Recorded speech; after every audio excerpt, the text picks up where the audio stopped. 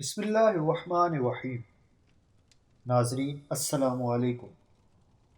اللہ تعالیٰ نے خاتم الانبیاء حضرت محمد صلی اللہ علیہ وآلہ وسلم کو مبعوث فرمایا تو آپ کو روشن اور واضح دلیل اور معجزات عطا فرمائی، بلکہ آپ کی ولادت سے پہلے ایسی علامات اور نشانیاں ظاہر فرمائیں جو آپ کی نبوت کے اس بات پر بطور دلیل و برہان کے قائم ہیں۔ ایسی علامات و نشانیوں کو ارہاس کہا جاتا ہے۔ دلائل نبوہ میں امام سبحانی رحمۃ اللہ علیہ فرماتے ہیں، جس رات رسول اللہ صلی اللہ علیہ وآلہ وسلم کی ولادت ہوئی، اسی رات کسریٰ یعنی شاہ ایران کے محل میں زلزلہ آیا اور محل پر بنے ہوئے 14 گنبد ٹوٹ کر گر پڑے۔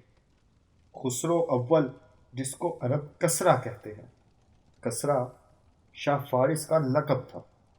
خاندان ساسان کا سب سے نامور بادشاہ گزرا ہے۔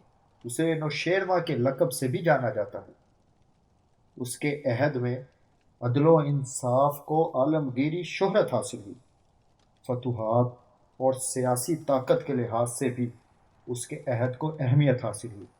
نوشیروان فارس کے بادشاہ کباد کا فرزند تھا۔ 531 عیسوی میں تخت نشین ہوا۔ اس نے روم کے بادشاہ کو شکست دی، بغداد کو دارالحکومت بنایا۔ طویل مدت تک حکومت کے بعد 579 عیسوی میں فوت ہوا۔ فارس، جو ایران کا پرانا نام ہے، کہ مجوسیوں کی 1000 سال سے جلائی ہوئی آگ اچانک بجھ گئی۔ بحر سادہ کی جھیل اچانک خشک ہو گئی اور موبزان نے سخت اونٹ دیکھے جو خالص عربی گھوڑوں کو کھینچ کر لے جا رہے ہیں، اور وہ دریائے دجلہ کراس کر کے اس کے شہروں میں پھیل گئے ہیں۔ جب صبح ہوئی تو کسریٰ کو اس خواب نے پریشان کر دیا۔ وہ گھبرا گیا، مگر اس نے بہادری جتلانے کے لیے اس پر صبر کیا۔ پھر اس نے سوچا کہ وہ اس بات کو اپنے وزیروں اور ارکان دولت سے نہیں چھپا سکے گا، جس وقت اس کا صبر جواب دے جائے گا۔ چنانچہ اس نے ان کو جمع کیا اور تاج پہن کر اپنے تخت پر بیٹھ گیا۔ جب وہ سب لوگ جمع ہو گئے تو اس نے ان سے پوچھا کہ تمہیں معلوم ہے کہ میں نے تمہیں کیوں جمع کیا ہے؟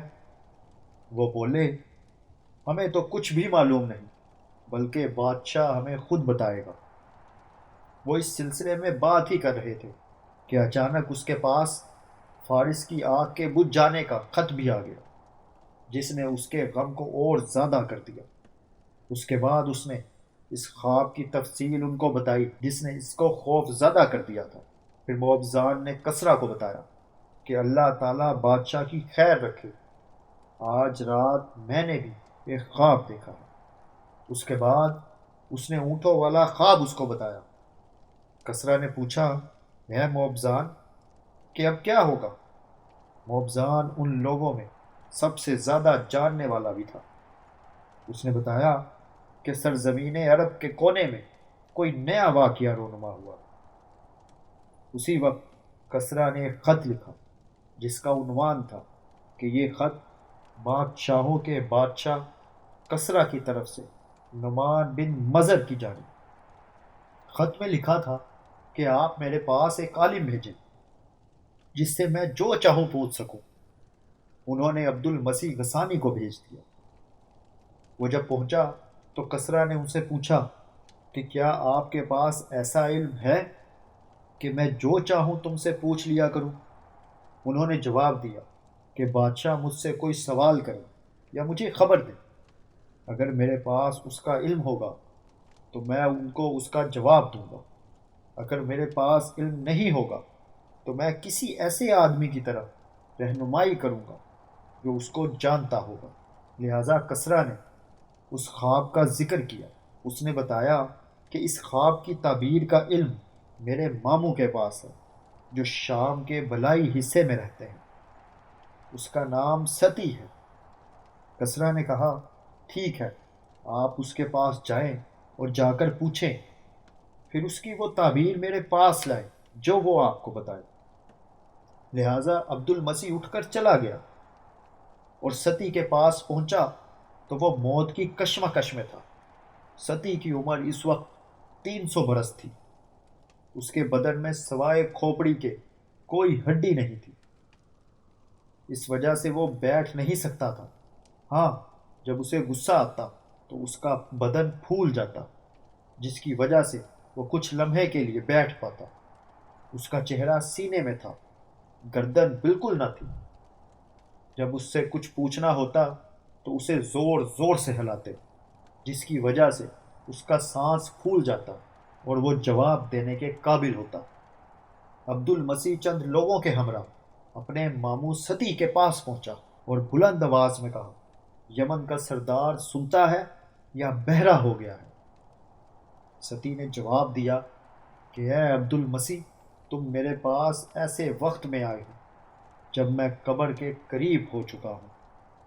شاہ فارس نے تمہیں میرے پاس بھیجا ہے کہ تم مجھ سے یہ معلوم کر سکو کہ آتش کدے کیوں بجھ گئے، 14 گنبد کیوں گر پڑے، موبسان کے خواب کی تعبیر کیا ہے۔ اے عبد المسیح، جب کلام اللہ کی تلاوت بکثرت ہونے لگے، نبی آخر الزماں صلی اللہ علیہ وآلہ وسلم اعلان نبوت فرما دے، بحر سادہ کا پانی خشک ہو جائے، فارس کے آتش کدہ بجھ جائے، تو سمجھ لینا کہ بابل اہل فارس کی جائے قیام نہیں رہا اور نہ ہی شام ستی کا ملک رہا۔ 14 گنبد گرنے کا اشارہ اس بات کی طرف ہے کہ فارس کے کل 14 بادشاہ ہوں گے۔ یہ کہنا تھا کہ ستی کا دم نکل گیا۔ عبد المسیح وہاں سے فوراً واپس ایران آیا، کسرا نوشیروان کو سارا ماجرا سنایا۔ اس نے تعجب سے کہا، 14 بادشاہوں کے لیے تو لمبا زمانہ درکار ہے، لیکن اسے یہ خبر نہ تھی کہ خدائی وعدہ بہت جلد پورا ہونے جا رہا۔ 4 سال کی مدت میں 10 بادشاہ، جن میں سے بعض قتل ہو گئے اور بعض معزول کر دیے گئے، ختم ہو گئے۔ باقی 4 بھی حضرت عثمان رضی اللہ عنہ کے ابتدائے زمانے خلافت تک ختم ہو گئے۔